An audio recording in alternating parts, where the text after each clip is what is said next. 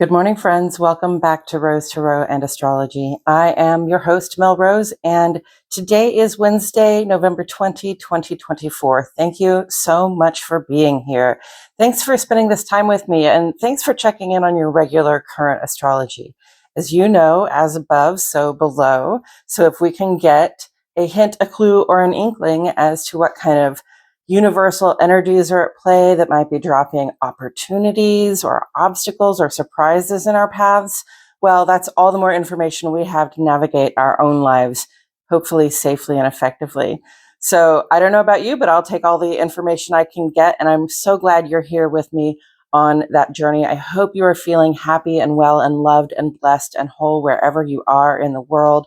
I am feeling happy and well and loved and blessed and whole here in beautiful Lee Summit, Missouri. There are still some leaves on that tree. I guess you can't really see it because the sun's pretty bright, but it's all falling away. It's getting very close to wintry feelings here now. It's pretty dry and cold out. So I'm enjoying it from inside, which is appropriate because the sun is in Scorpio. And before I get into the astrology, I just want to say, please like the video, give me a thumbs up, subscribe to the channel, and leave a comment down below. Say hello to me so I can say hello back to you, okay? So the sun is in Scorpio, and this is the time of year where we start to go inside a little bit more.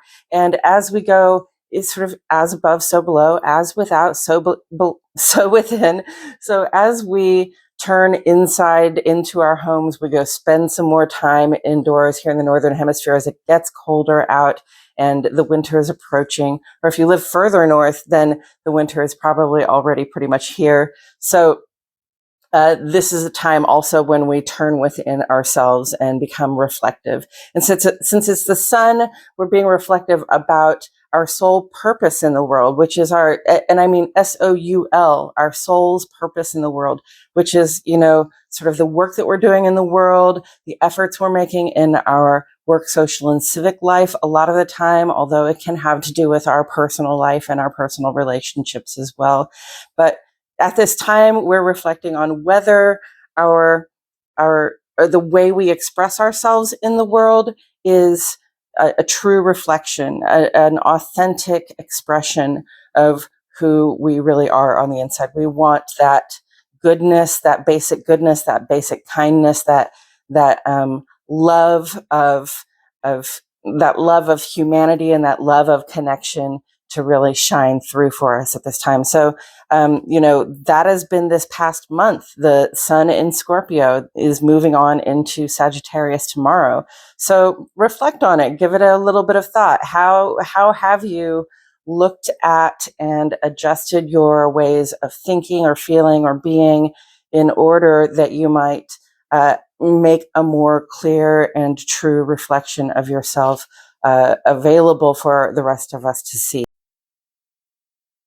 And the moon moved on into Leo this morning around 8 o'clock Central Standard Time. Moon in Leo is a time when we might feel restless to sort of get into the action. Okay, so if there's something going on, we probably want to be part of it. We want to make ourselves visible to the rest of the world. We want to participate in what's going on out in the world.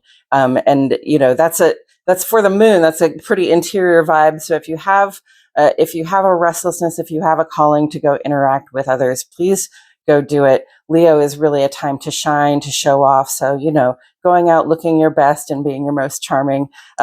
It sounds like a good vibe for socializing, doesn't it?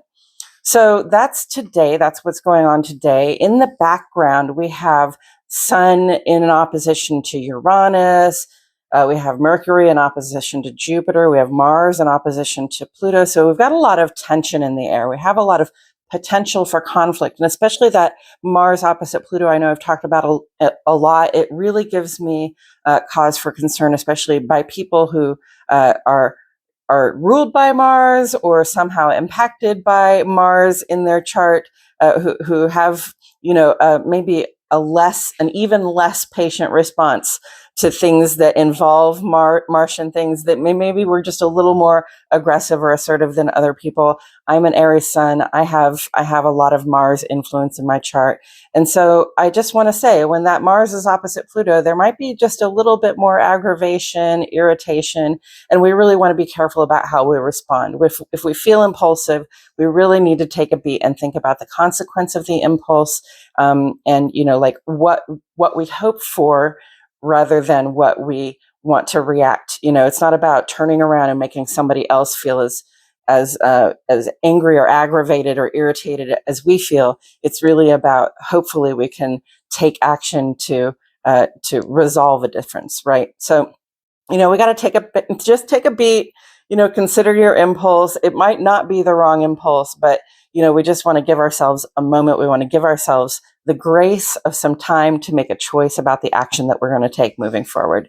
And, when I say think about your hopes, we also have this underlying theme of Jupiter in a sextile condition with Chiron. That's talking about our optimism and hope that we can heal collectively, personally, that we can solve the problems that we are facing collectively and personally. That vibe is very strong with us right now. So I just want, when you have to take that beat to think about your impulses, I just want you to think about, the healing that you'd like to see in the world, and how you can be a part of that in the moment when you're thinking about acting. Okay. So that's the subtext of the astrology going on today. And then tomorrow, the sun is moving on into Sagittarius. It's going to make a sextile with Pluto right after it moves into Sagittarius. Because remember, Pluto just got into Aquarius. This is new territory for us. Okay, we've had a couple of dips into Aquarius, but we haven't quite yet had this set up. And now, as the planets move on into their next signs, they're going to start making fresh new aspects with Pluto and Aquarius, which is about the collective. It is about systems that provide support to the masses. Okay, so to me, that's very positive. But we're going to see a lot of we're going to see a lot of change, undergoing the way we do collective things. We're going to see a lot of change a lot of groups undergoing changes and transformations, and systems undergoing changes and transformations. Okay, so we're recognizing that. Thank you for being patient while I find my words.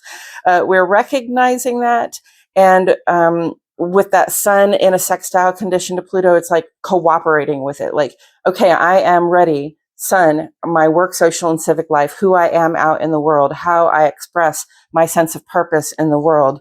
I recognize right now that if I make my efforts in the direction of the general uplift, right, of collective uplift, of collective support and collective change for optimistic, positive reasons, okay, then we can make progress. Okay, we can make progress individually, just on our own soul level, in regards to how we think about ourselves in connection to the collective, and then we can also help the collective make progress by seeing ourselves as part of it. Okay, so that is the sun sextile Pluto tomorrow. And then on Friday, Venus is going to go sextile to Saturn. I love Venus and Saturn together, especially in a positive condition, because it's really about, what we want and being a little bit responsible about what we want, not just desiring things willy-nilly and trying to get them, but like really having sort of a plan or a sense of safety and security in mind when we are choosing what it is that we want to consume, who it is we want to spend our time with, how it is that we want to be compensated or rewarded by the world, by the universe. So we want to feel the sense of commitment when we're with our partners or with the people that we're close to. We're really not interested in unserious proposals or in proposals from unserious people. Okay, so just if you're feeling that vibe, go with it. Like, there's something that you desire. Maybe the universe presents you with something that you thought you wanted, And then you just realize that it's not really in alignment with your foundations, with who you are, or what you want for yourself in terms of security and stability. So, maybe you change your mind about it. But it's a very cooperative vibration. So it's not going to be like, oh, I hate to let this go. It's a little bit more like, okay, I feel really optimistic about changing my mind for this very practical reason. Okay. So that might happen. Venus does change her mind a lot. Okay. So because it's about what you like, love, and can't get enough of. It's about what you're trying to attract or draw in. Venus doesn't chase, as Stormy says. So Stormy Grace, thank you. And then on Monday, Mercury goes retrograde. Okay, next Monday, Mercury is going retrograde in Sagittarius. So we're going to start reviewing our ideologies and our philosophies. We're going to be in reflection of our impulsiveness, our optimism, our restlessness. We're very progress-minded when we're in Sagittarius, right? But Mercury retrograde in Sagittarius might be more like planning for progress or thinking about the progress we'd like to make, like, reflecting on whether the things we do from day to day reflect the progress that we want to make, right? So that's going to be Mercury retrograde in Sagittarius starting next Monday for the next 3 weeks. And then next Tuesday, Venus develops an adjustment energy with Jupiter, which we'll talk about next Wednesday. The Sun will trine Mars and Venus will square Chiron, which we will talk about.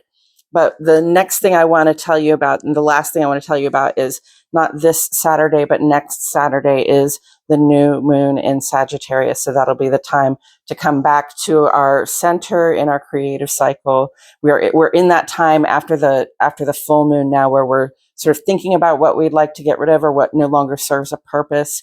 And we are, then we're going to start getting rid of the things that no longer serve a purpose. And that's stuff and things, but it's also thoughts, attitudes, and dispositions, and sort of mindsets, frequencies that we have been existing on that no longer work for us, right? So be reflecting on what no longer works for you, and embrace hopeful optimism is what I'm asking us all to do.